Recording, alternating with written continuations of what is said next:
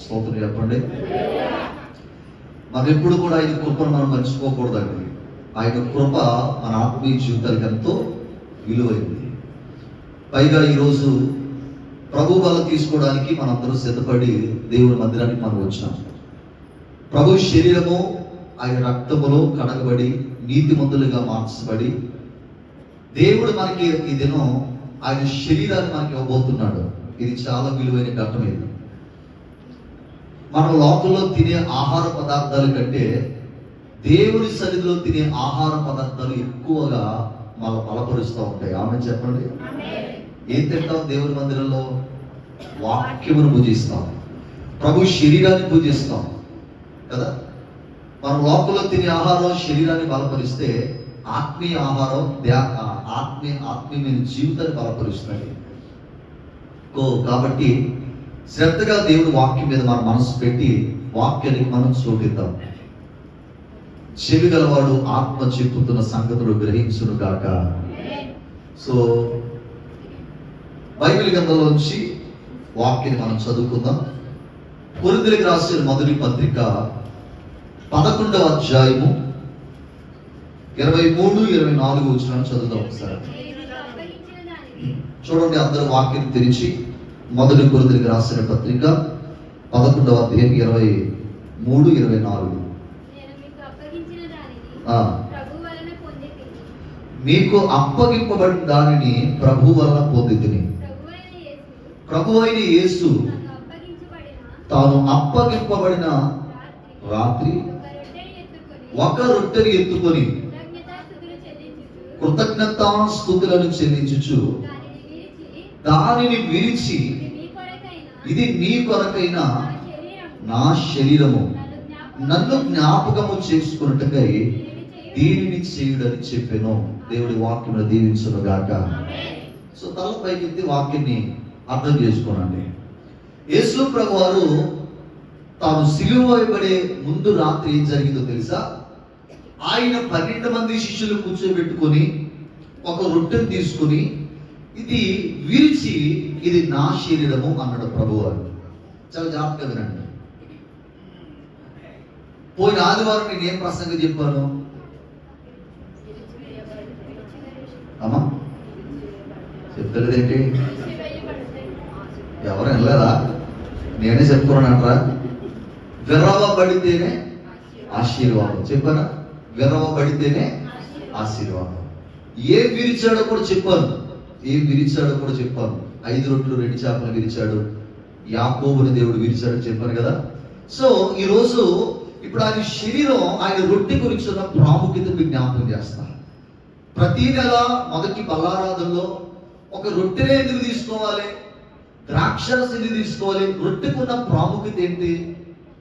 ఒకసారి యేసు ప్రభు వారు తాను సిలువ వేయబడే ముందు రాత్రి ఒక రొట్టెని ఎందుకు విరిచి శిష్యులకి ఇచ్చాడు అని ఆలోచన చేస్తే దీని అర్థాలు బైబిల్లో చాలా రాయబడి నేను బిడ్డలారా. మనం అనుకుంటాం ఇది కొత్త నిబంధన గ్రంథంలో మాత్రమే ముద్రించబడిందేమో.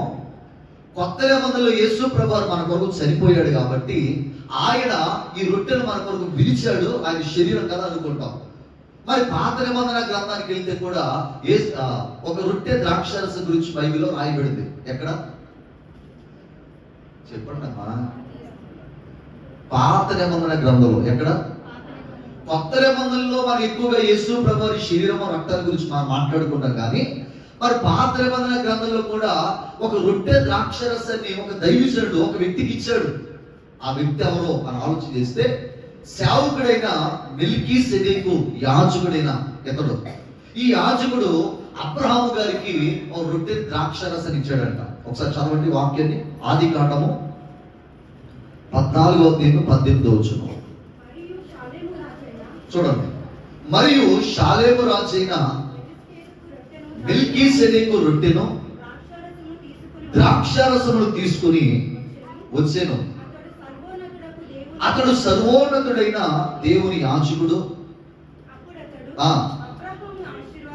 అబ్రహామును ఆశీర్వదించి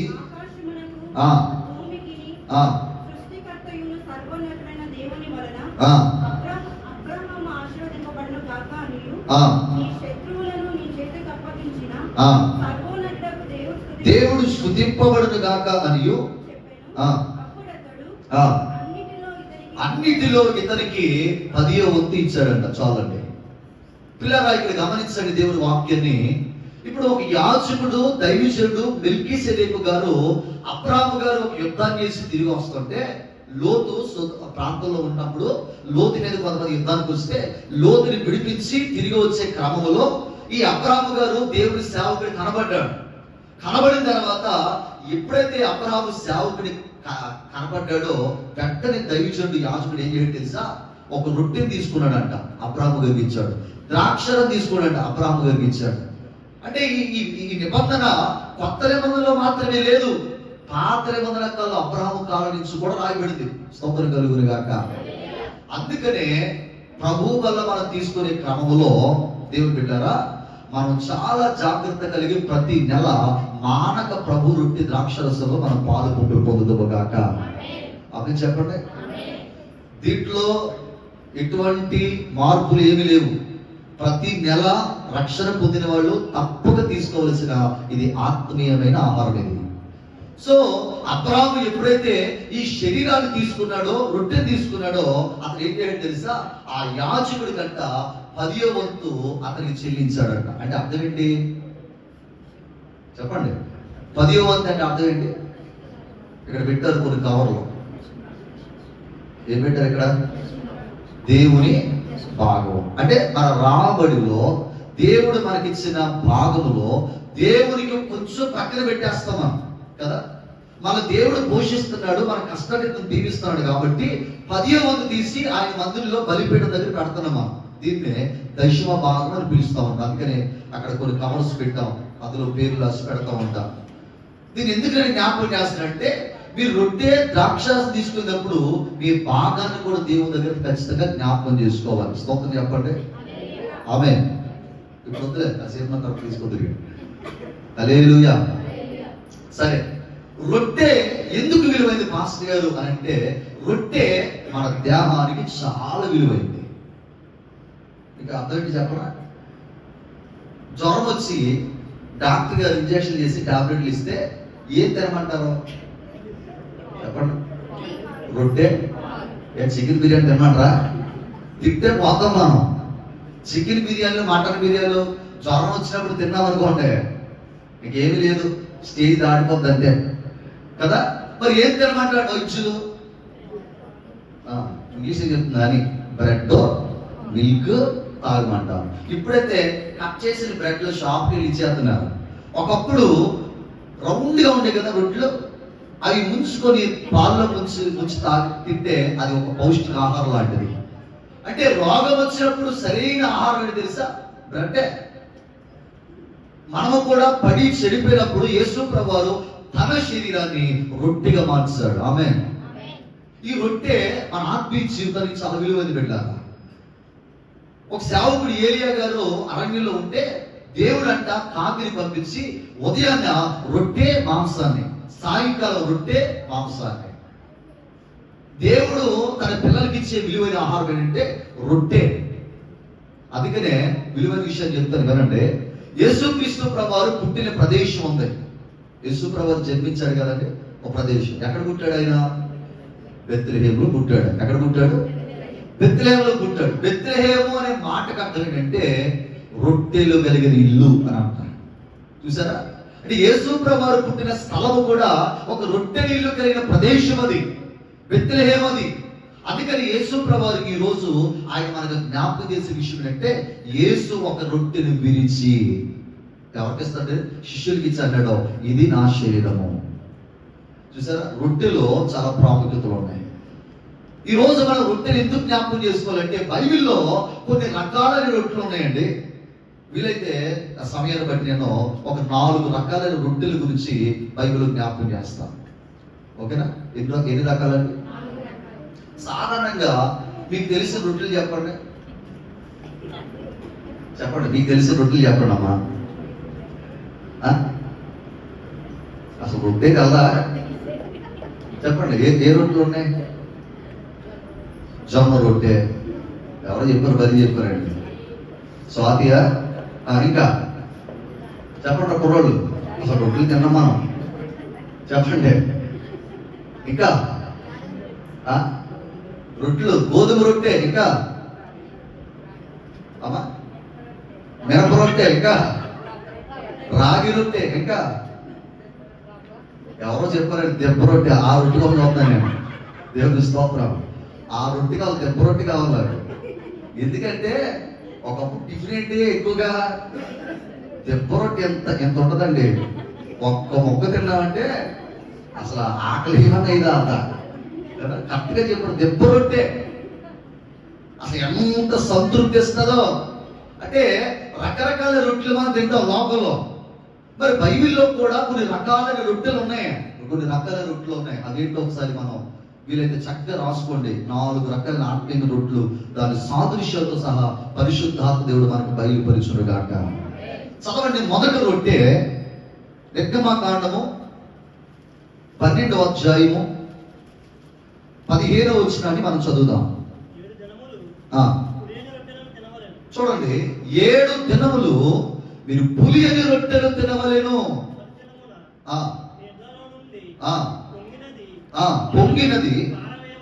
పొంగినది పారవేసి మీరు పులియని రొట్టెలు 7 రోజులు మీరు తినాలంట. దేవుని స్తోత్రం. చెప్పండి, ఈ రొట్టె పేరేంటి?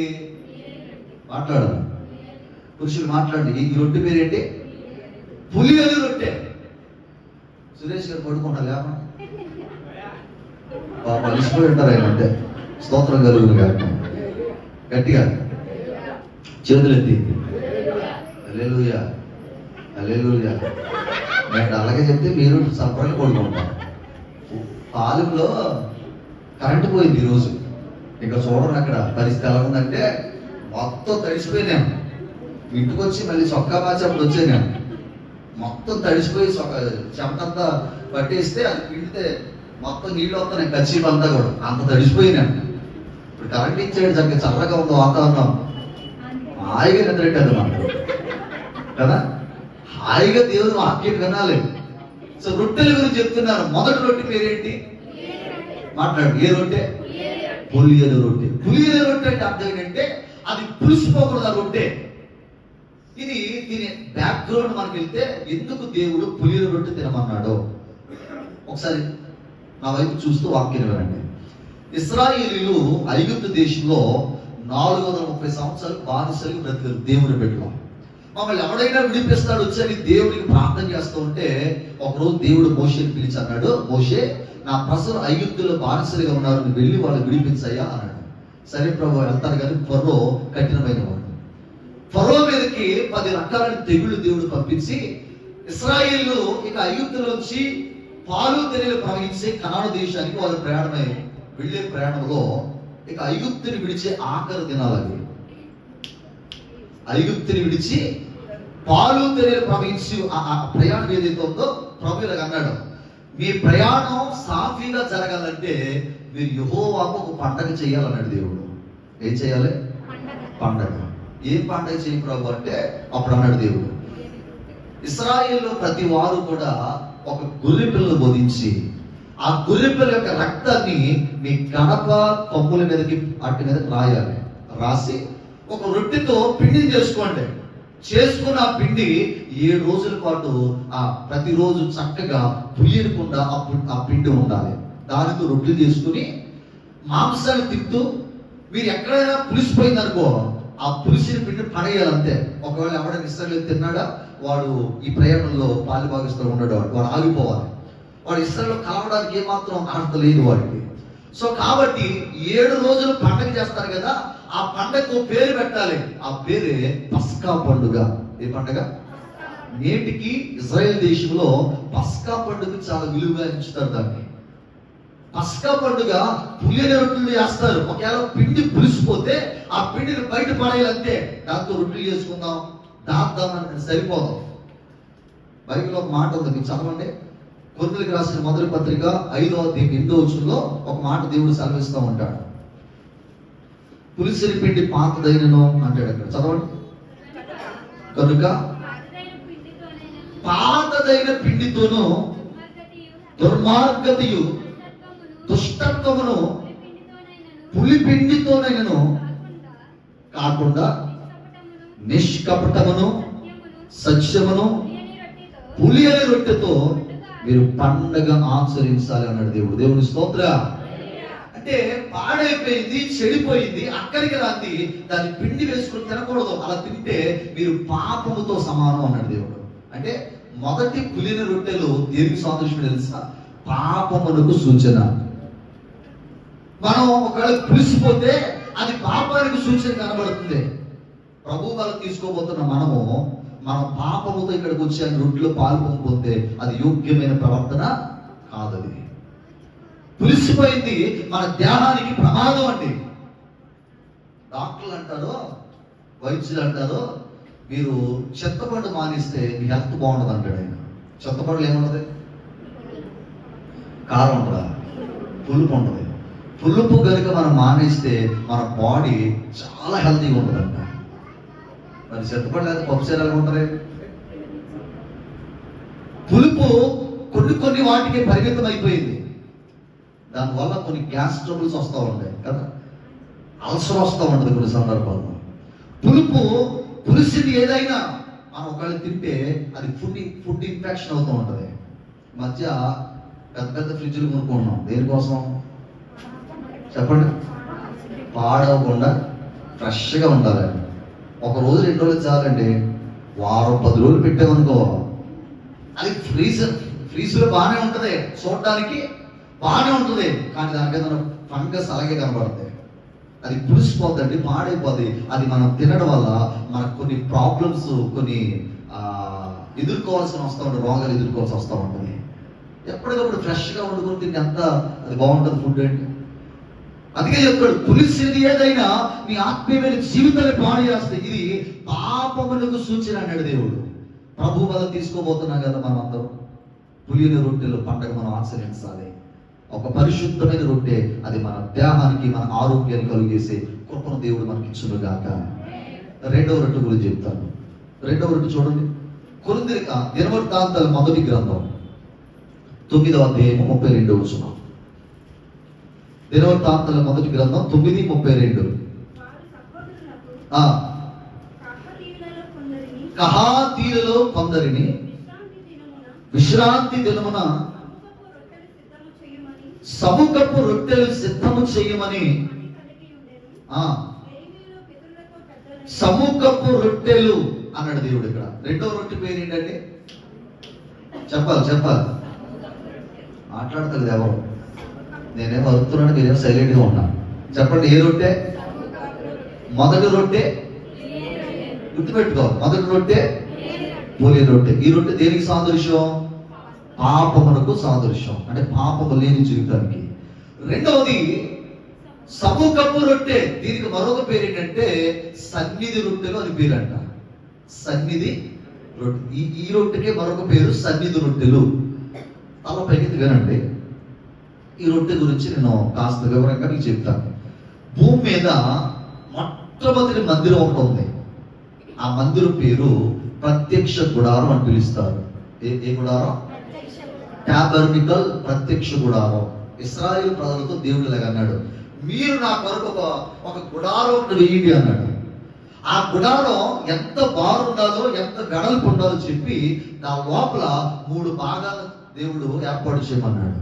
3 భాగాలు ఏంటంటే, ఫస్ట్ భాగం ఆవరణం, రెండవ భాగం పరిశుద్ధ స్థలం, మూడవ భాగం అతి పరిశుద్ధ స్థలం. ఇది దేవునికి మొట్టమొదటి మందిరం. ఇశ్రాయేలుతో నడిచింది ఈ మందిరంతోనే ప్రభు నడిచాడు. స్తోత్రం కలుగును గాక. వింటారా? అంటే మనం సముఖపు రొట్టెల దగ్గరికి వెళ్తున్నాం. ఇప్పుడు ఇశ్రాయేలుతో దేవుడు ఏం చెప్పాడంటే, మీరు సముఖపు రొట్టెల గురించి మీరు తెలుసుకోవాలంటే ఈ ప్రత్యక్ష గుడారపు యొక్క పరిస్థితిలో రెండవ భాగమైన పరిశుద్ధమైన స్థలం ఉంది కదా. 3 భాగాలు చెప్పాను నేను. ఏ భాగం? ఆవరణం, పరిశుద్ధ స్థలం. ఇల్లు కట్టుకున్నప్పుడు మనం చూస్తాం, ఇది కిచెను, ఇది బెడ్రూము, ఇది హాల్ అంటాం కదా. అలాగే ప్రత్యక్ష గుడారానికి కూడా 3 భాగాలు: ఆవరణము, పరిశుద్ధ స్థలము, అతి పరిశుద్ధ. ఆవరణంలోకి విశ్వాసులు మాత్రమే రావాలి. పరిశుద్ధ స్థలంలోకి సేవకులు మాత్రమే, యాజకులే రావాలి. అతి పరిశుద్ధమైన స్థలంలో దేవుడు మాత్రం నివసించే స్థలం అది. ఆమె అర్థం చేసుకున్నారా? ఇప్పుడు ఈ సముఖపు రొట్టెలు ఎక్కడ ఉన్నాయి పాస్టర్ గారు అడిగితే, ఈ మందిరంలో పరిశుద్ధమైన స్థలం దగ్గర ఒక బంగారపు టేబుల్ వల్ల ఒకటి ఉంటుంది. బంగారపు బల్ల, టేబుల్ వల్ల. ఆ టేబుల్ వల్ల మీద ప్రతి విశ్రాంతి దినమున 12 రొట్టెలు ఆ టేబుల్ వల్ల మీద పెట్టాలి. ఎప్పుడంటే ఏ రోజు? విశ్రాంతి దినం అంటే ఇప్పుడు శనివారం. ఇది పునరుద్ధానపు దినం. ఇది ఇశ్రాయేలుకి ఇప్పటికీ శనివారమే యూదులు విశ్రాంతి దినం నమ్ముతారు వాళ్ళు కదా. విశ్రాంతి దినం శనివారమే. ఇప్పుడు ఈ బంగారు బల్ల మీద 12 రొట్టెలు అమర్చాలి. ఎన్ని రొట్టెలు? ఎందుకు 12 రొట్టెలు అని అంటే, ఇశ్రాయేలు గోత్రాలు కూడా 12 గోత్రాలు చెప్పాను కదా. లేవి గోత్రం, యోధా గోత్రం, ఈ 12 గోత్రాలకి పెద్దలకి 12 రకాల రొట్టెలు ఆ బంగారు టేబుల్ వల్ల ప్రతి శనివారం అమిర్చి అవి మళ్ళా మార్చి మళ్ళీ పెట్టాలి. ఎందుకు పెట్టాలి ఆ టేబుల్ వల్ల మీద అంటే, జాగ్రత్తగా వినండి. దీని సాదృశ్యం ఈ రొట్టెలో దేవుని యొక్క పోషణకు సాదృశ్యం అండి. స్తోత్రం చెప్పండి, హల్లెలూయా. ఈ రొట్టెలు దేనికి సాదృశ్యం అంట? దేవుని యొక్క పోషణ. ఇదేంటండి, ప్రభు తింటాడా మనం పెడితే రొట్టెలు? డౌట్ రావచ్చు. ప్రభు తింటాడా అని అంటే, వాస్తవానికి దీని అర్థం చెప్తాను. దేవుడు మనకి సమృద్ధి ఆహారంతో ప్రభు నింపుతున్నాడు. దాంట్లో కాస్త దేవుడికి పక్కన పెట్టాలి. దాన్నే మన హిందువులైతే ఏమంటారు తెలుసా? నైవేద్యం పెడతారు. ఏం పెడతారు? దేవుడికి కాస్త నైవేద్యం పెట్టాలి అంటారు కదా. అలాగే దేవుడు మనకిచ్చిన ఏ భాగంలో కూడా ప్రభుకి 12 రొట్టెలు ఎలాగైతే పరిశుద్ధమైన ఆ స్థలంలో పెట్టారో, అలాంటిది దేవుని పోషణకు ఆధారంగా రొట్టెలు. అవి ఆయన తింటాడని కాదు. అక్కడ దేవుడు మాకు ఇచ్చిన దాంట్లో ప్రభుకి ఆ రొట్టెలు తీసి పక్కన పెట్టాలి. అలా తీయడం వల్ల ఇది దేవుని పోషణకు గుర్తు. అక్కడ ఊరికే కాదు ఎవరో పెట్టేది, అది దేవునికి విలువైనదిగా మనం భావించి అక్కడ పెట్టాలి పిల్లగా. ఈ రొట్టె సన్నిధి రొట్టెలుగా దేవుని పోషణ రొట్టెగా మార్చబడుతుంది. స్తోత్రం కలుగును గాక, హల్లెలూయా. ఇశ్రాయేలు నీటికి వాళ్ళు చేయవలసిన పని అదే. ఆ 12 గోత్రాల్లో పెద్దలో ఉన్న ఆ రొట్టె తీసుకొచ్చి అక్కడ పెట్టాలి. ఎందుకంటే దేవుడు మమ్మల్ని సమృద్ధి. ఒకప్పుడు మేము ఐగుప్తు దేశంలో కాకరకాయలు కేకరకాయలు తింటాము, బ్రతికేవాళ్ళు మేము. కానీ దేవుడు ఇప్పుడు మాకు ఈ అరణ్యంలో ఏమిస్తున్నాడు మాకు అంటే, దేవతలు తినే మన్నాను మాకు ఇస్తున్నాడు. ప్రభు ఇది తెల్లపత్రం అంటే మళ్ళా దేవుడు మాకు పూరేళ్ల మాంసం ఇస్తున్నాడు. ఒకప్పుడు మన జీవితాలు కూడా ఒకసారి ఆలోచించండి. ఒకప్పుడు ఏం తినేవాళ్ళు మనం? పెద్దోళ్ళు ఏం తినేవారండి? పచ్చడి మెతుకులు తినేవాళ్ళు, గంజేసుకుని తినేవాళ్ళు. ఈ పూట ఈ రోజు ఎలా ఉన్నాయి? ఇంకా చెప్పొద్దులే మీరు. ఎన్ని బిర్యానీలు కదా. ఒక ఆవిడ మనం మటన్ కొండ బిర్యానీ తినాలన్నాం. ఒక ప్రెగ్నెంట్ లేడీ అంటారు మటన్ కొండ బిర్యానీ తినాలి. ఎక్కడ వండుతారు ఇప్పుడు వెళ్ళి? అదో ఆశ కదా. అంటే డైలీ ఏదో ఒక ప్రత్యేకమైన వంటతో దేవుడు మనం తృప్తిపరుస్తున్నాడు కదా. ఒకప్పుడు విధానాలు వేరు, ఒకప్పుడు తినే ఆహార పదార్థాలు వేరు. ఇప్పుడంటే సమృద్ధితో దేవుడు ఇచ్చాడు. మనమే కాదు, మన చుట్టాలు 10 మంది వచ్చినా మనం ఆయి వాళ్ళకి పెట్టడానికి వెంటనే వెళ్ళి చికెన్ తెచ్చి మటన్ తెచ్చి వాళ్ళకి భోజనం పెట్టగలుగుతున్నాం. ఒకప్పుడు పెద్దయ్య గారు సేవ చేసే కాలంలో కనీసం మంచి ఇచ్చేవాళ్ళు కూడా ఎవరు ఉండేవారు కాదంట. ఆనాడు సేవలు ఉండేదండి. ఇప్పుడంటే మేము బళ్ళు వేసుకుని కార్లు వేసుకుని ఏంటి కదా అయ్యారు మా ఇంటికి వచ్చి కాఫీ తాగండి, టిఫిన్ చేయండి, భోజనం పెడతాం అంటారు. కానీ పెద్దయ్య గారు సేవ చేసే రోజులు ఎలా ఉండేవి? అప్పుడు ఏళ్ళే కొండలో అన్ని పట్టుకెళ్ళి ఒక ప్రాంతానికి వెళ్ళి ఈ పాస్టర్ గారు అందరూ వంట చేస్తే పాస్టర్ గారు అందరూ స్వాట్ చెప్పి నైట్ మీటింగ్ వెళ్తే అది రాత్రి 11, 12 అయినా వాళ్ళకి భోజనం పెట్టి అప్పుడు వాళ్ళు తినేవారంట. శ్రేష్టమైన ఆహారం ఏం కాదు అప్పుడు, మామూలు అన్నమే. అంటే శరీరం తినే ఆహారం కూడా ఆనాడు దినాలు ఎవరికీ లేదండి. కానీ దేవుడు ఇప్పుడు దినాన్ని చూడండి, మన పిల్లల్ని ఎంత సమృద్ధిగా దేవుడు నింపుతున్నాడు. ఆమె చెప్పండి, హల్లెలూయా. అంటే దేవుడు మనకి సమృద్ధి అయిన తినే కృప దేవుడు మనకి ఇచ్చాడు. ఒకప్పుడు దినాలకి ఇప్పుడు కంపేర్ చేసుకుంటే ఎంతగా దేవుడు మన ఆహారంతో ప్రభు నింపుతున్నాడు. అలా దీవించే దేవునికి కాస్తైన సన్మానం చేయాలని, కాస్తైన గౌరవించాలని ఆ సముఖపు రొట్టెలంట పరిశుద్ధమైన స్థలంలో అలంకరించారండి ఇశ్రాయేలీయులండి. స్తోత్రం కలుగును గాక, హల్లెలూయా, అందుకని నేను చెప్తాను, మీరు భోజనం చేసేటప్పుడు ఆ బియ్యంలో ఆ తప్ప పెట్టినప్పుడు కాస్త దేవుని బాగా దేవుని తీసి కొన్ని ఇక్కడ పెట్టారు, డబ్బాలు తీసుకొచ్చారు. ఎవరికి ఇచ్చారు? దేవునికి, దేవుని పాదాలకి తీసుకొచ్చారు. అయ్యా, ఒకప్పుడు ఇటువంటి దాని మా జీవితం లేదు, కానీ ఇప్పుడు మమ్మల్ని సన్నిధి రొట్టెలు తృప్తిపరిచారు. దావీదు ఒక స్థితిలో ఆకలితో పడుంటే ప్రత్యక్ష గుడారం దగ్గరకు వచ్చి ఆ సన్నిధి రొట్టెలు తినంట కడుపు నింపుకున్నాడు దావీదు. ఆయన తింటాడని కాదు, తిరిగి మరలా వాటి ద్వారా మనం దీవిస్తాడని దేవుడు. స్తోత్రం చెప్పండి. ఇక ఆయన తింటాడా? ప్రభు గారు యాజకుడు మాకు పెడతాడు, అవి మేము తిని వాళ్ళు తెచ్చిన దానికి ప్రతిఫలంగా దేవుడు వారు హెచ్చిస్తాడు ఆయన. ఆమేన్ చెప్పండి. ఆమేన్. సో దేవుని మందులో ఏది పెట్టినా అది ఆయన పోషణకు సాదృశ్యంగా మనం మాట్లాడుకోవాలి. ఏదైనా కావచ్చు, దేవుని దగ్గర పెట్టాము, దేవుడు దాన్ని ఆశీర్వదిస్తాడు. ఆ తర్వాత అది మనకు ఆశీర్వాదకరంగా తినడానికి యోగ్యకరంగా మార్చబడదు. ఇది రెండవ రొట్టె, సన్నిధి రొట్టె లేదా సముఖపు రొట్టె. దీని సాదృశ్యం ఏంటంటే ఇది ప్రభు పోషణకు సాదృశ్యం కనబడుతుంది. మూడవ రొట్టె గురించి చెప్తాను. చదవండి. మూడవ రొట్టె యోహాను సువార్త 6వ అధ్యాయము 9వ వచనం. త్వరగా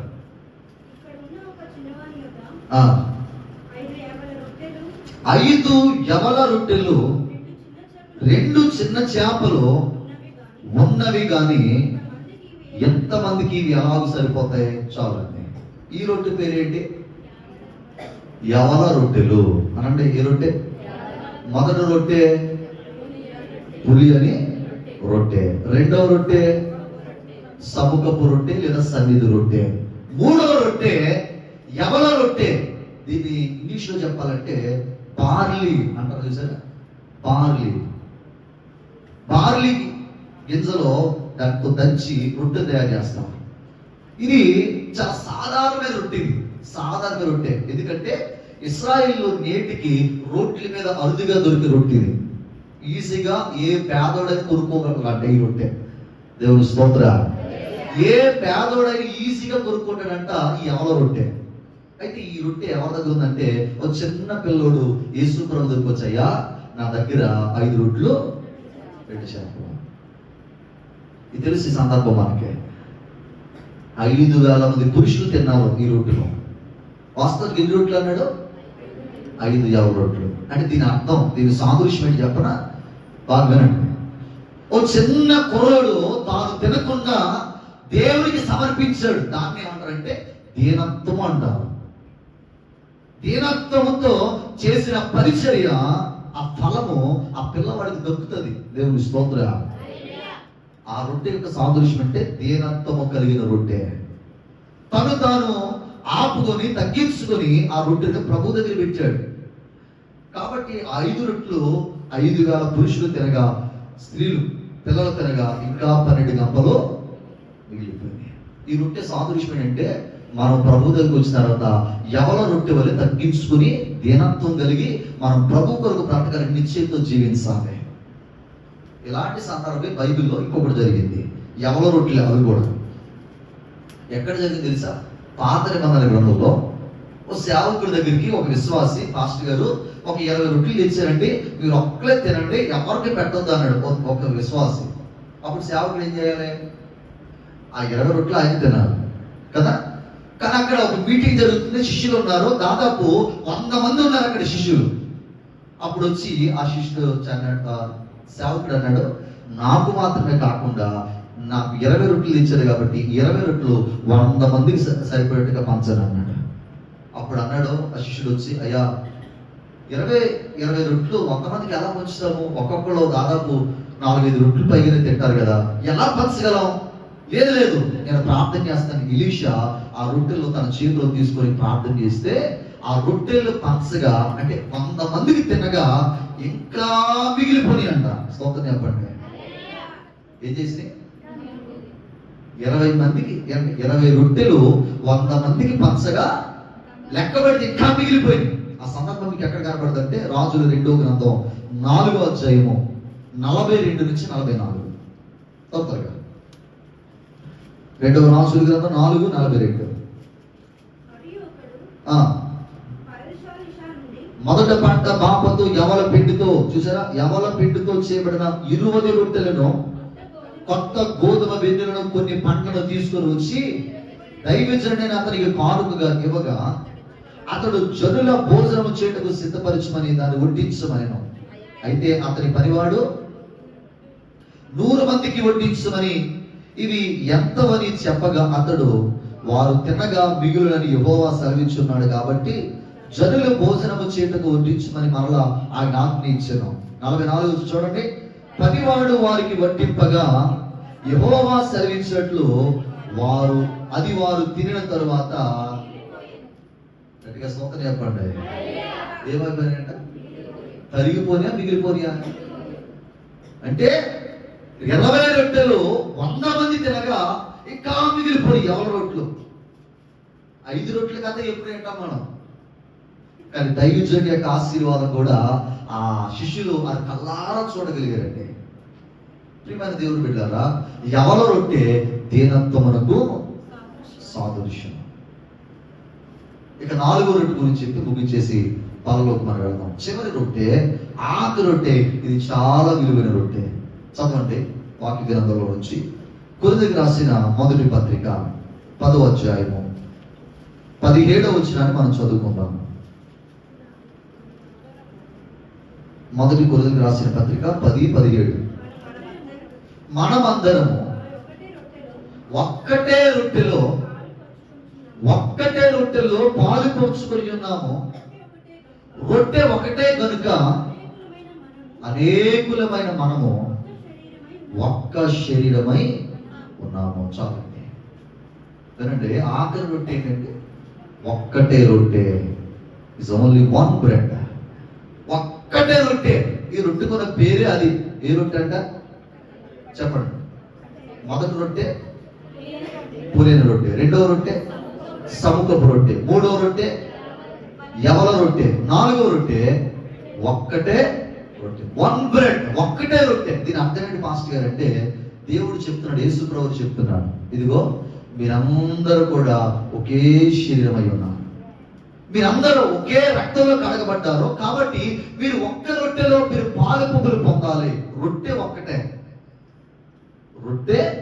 ఒక్కటే కాబట్టి మీరు కూడా ఆయన శరీరంలో పాలు భాగస్తులు ఉండాలి. దీని అర్థం, దీని సాదృశ్యం ఏంటంటే, ఒక్కటే రొట్టె దేనికి సాదృశ్యం అంటే ఐక్యతకు సాదృశ్యం. దేనికి? యూనిటీ, ఐక్యత. సహోదరులు ఐక్యత కలిగి నివసించుట ఎంత మేలు, ఎంతో మనోహరం అంటాడు. ఎవరు నివసించుట అంటే సహోదరులు, సహోదరులు. మనం సంఘంలో ఐక్యతను కాపాడుకోవాలి. మనము దేవుని యొక్క సన్నిధిలో ఒక్క శరీరం వలె మనం ఉన్నాం. కాలు పని చేస్తూ అనేక వాటికి సహకరించాలి. చెయ్యి పని చేస్తూ అనేకమైన వాటికి సహకరించాలి. నేను ఆ పని చేయను అన్నకు లేదు అక్కడ. కన్ను పని కన్ను చేయాలి, ముక్కు పని ముక్కు చేయాలి, ఏ అవయవం ఆ పని చేయాలి. సంఘాల్లో కూడా ఒక్కొక్కరికి ఒక తలాంతు ఉంటుందండి. ఒకరు పాటలు పాడతారు, ఒకరు పరిచయం చేస్తారు, ఒక వాయిద్యాలు వాయిస్తారు, కాబట్టి ఒకరు కుర్చీ వేస్తారు, లేదా ఇంకొకరు మందిరాన్ని శుభ్రం చేస్తారు. ఇలాంటి పరిచర్య ఒక్కొక్కరి ఒక్కొక్క పని. మనమందరం ఒకే శరీరం, ఒకే సేవకు యొక్క అడుగుచాలు నడుస్తున్నాం కాబట్టి మనమందరం ఐక్యత కలిగి మనం ముందుకు వెళ్ళాలి. ఆమె చెప్పండి. సంఘంలో అపవాదిగాడు ఏం చేస్తాడంటే ఐక్యతను కూలగొడతా ఉంటాడు. ఎందుకు మాట చెప్తున్నాడంటే, 2 వ్యక్తులు కాలనేవాడు అపవాదిగాడు. భార్య భర్త ఇద్దరినే కాలనేవాడు అండి. ఎంతమందిని కాలనేస్తాడా? కుటుంబంలో భార్య భర్తలు ఎన్ని గొడవలు అవుతూ ఉంటాయి. వాళ్ళిద్దరి మధ్య ఎన్నో చిచ్చులు పెడతా ఉంటాడు. ఆ శుభ్రంగా ఏదైనా తోటలో హాయిగా బతుకుంటే వెళ్ళి సర్పవరం వెళ్ళి ఆ పండు తినండి అన్నాడు. తిన్న తర్వాత ఇద్దరి మధ్య గొడవలు, దేవుడికి దూరం అయిపోయారు వాళ్ళు. మరి ఇద్దరిని కలవనేమని అపవాదిగాడు ఎంతమందిని కలవనిస్తాడా? గమనించండి. అపవాది వేసే ఎచ్చు ఆ ఎడలని మనం పట్టుకు పెట్టి సంఘం ఒకే ఐక్యతలు నడుచుదురుగాక. ఒకరి మాట వెనక ఒకరు వెళ్ళిపోవాలంతే. అది దైవజనుడి మాట అయినా, ఆ సంఘ పెద్దల మాట అయినా, ఎవరి మాట అయినా ఆ మాట ప్రకారం మనం నడవాలి. ఒకవేళ ప్రత్యేకంగా ఉంటారంటే అది వేరొక మార్గంలోకి వెళ్ళిపోతుంది. సంఘం ఏక మార్గంలోనే మనం నడవాలి. దాన్ని ఒక్క శరీరం అన్నారు, ఓన్లీ వన్ బ్రెడ్. ఇది యూనిటీని జ్ఞాపకం చేస్తుంది. ఐక్యతని జ్ఞాపకం చేస్తాయి కదా. ఎవరు కూడా సంఘంలో గొప్పోళ్ళు కాదు, నాతో సహా. దేవుడు నాకు ఇచ్చే ఆధిక్యత నాకు ఇస్తాడో, సంఘంగా మీకు ఇచ్చే ఆధిక్యత మీకు ఇస్తాడు. నేను నా గొప్పతనం చెప్పుకొని దేవుని ప్రక్కన పెట్టేస్తే ఈ స్థానం ఇచ్చిన కోల్పోతాను. నా గొప్పతనం ఎక్కడి వరకు? కొంతవరకే. నీ గొప్పతనం ఎంతవరకు అంటే కొంతవరకే. మనం నేనెంత నువ్వెంత, నేనెంత నువ్వెంత అని మనలో మనం కొట్టుకుంటే సంఘం చీలిపోతుంది. ఏమైపోతుందండి?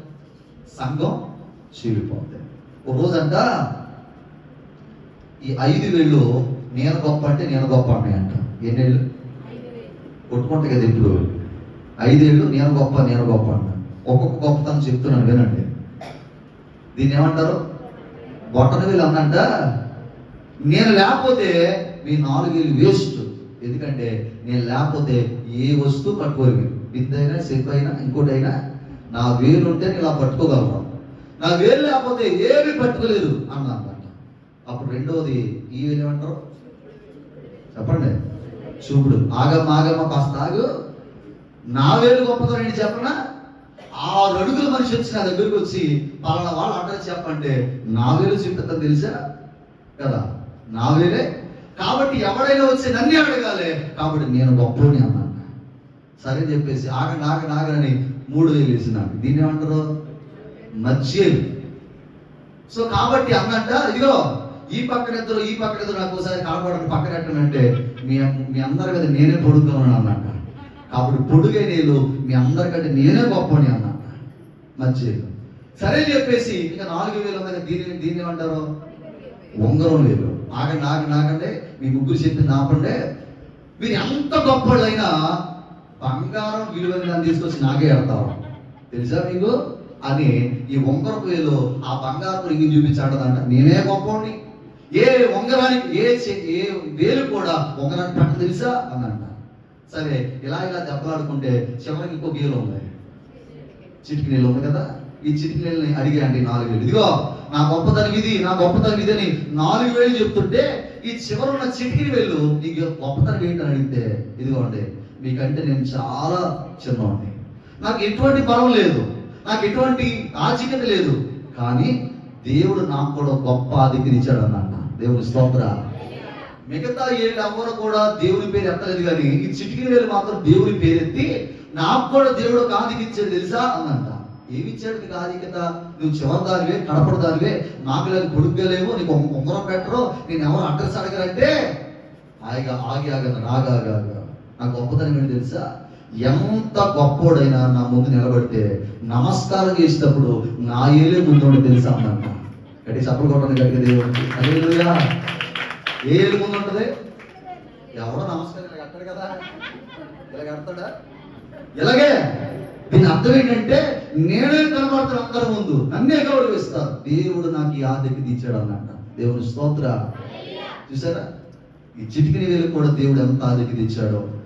మనము సంఘములో ఒక శరీరం లాంటి వారు. మనం అందరూ కూడా ఒకే ఐక్యతతో మనం సంఘంలో ముందుకు కొనసాగాలి. అందుకంటాడు ఆయన రొట్టెని విరిచి ఇది నా శరీరము, దీన్ని తీసుకున్నాను జ్ఞాపకం చేసుకోండి. కాబట్టి రొట్టెలు చాలా రకాల రొట్టెల గురించి ఈరోజు మనం విన్నాం కదా. వినుట బట్టి కాదు, కానీ దీని సాదృశ్యాలు, దాని వెనకాల ఉన్న ఫలాలు ఏంటో మీకు చెప్పాను. పులిన రొట్టెల గురించి చెప్పాను, సముఖ రొట్టె గురించి చెప్పాను, యవల రొట్టె గురించి చెప్పాను. తర్వాత ఒకటే రొట్టెన ఈ ఐక్యత గురించి కూడా దేవుడు మనతో మాట్లాడాడు. కాబట్టి ఈ రొట్టె చాలా ఆశీర్వాదానికి సాదృశ్యమైంది. కాబట్టి దీన్ని తీసుకున్నప్పుడు అయోగ్యం కాకుండా యోగ్యంగా ప్రభువు తలుచుకుంటూ మనలో ఇంకా ఏవైనా సరి చేసుకోవాల్సిన మనలో ఉంటే ప్రభు దగ్గరికి వచ్చినప్పుడు వాటిని సరి చేసుకుంటూ ప్రభు పాదాలు పట్టుకుందాం. అటువంటి కృప దేవుడు అందరికీ దయచేయును గాక. ఆమె చిన్న ప్రార్థన చేద్దాం. అందరూ కూడా ఒకరించండి. ప్రభు వారు తీసుకోవడానికి అందరూ సిద్ధపడదామండి.